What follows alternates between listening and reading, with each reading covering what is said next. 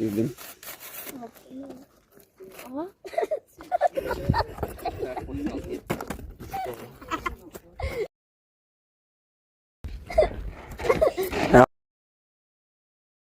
Sen bir de sus. Orası yaxşı var. Kes videonu.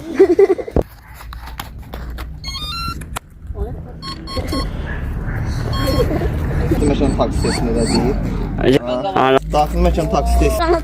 Qanadda hava idarə sahəsi flapbeylər onlar yoxdur. Arka elevator havacıya qoşul deyil. Çünki arsa maşın pultunu idarə edəcək.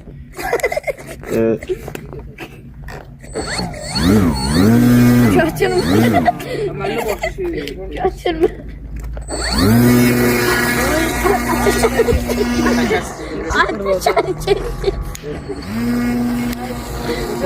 Sağ sol içteki.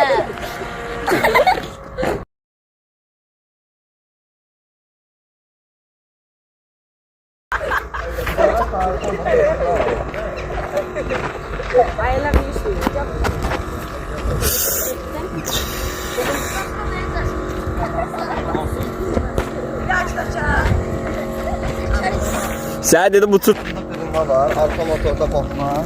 Motor sahəsi dəyişəcəkdir, qopma yaxşı oldu, məşğul olmasın.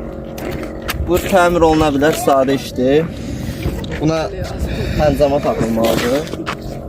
Yəni əslində taksi testi uğursuzdur deyə bilmərik, çünki uçuş testi deyildir. Belədir ya.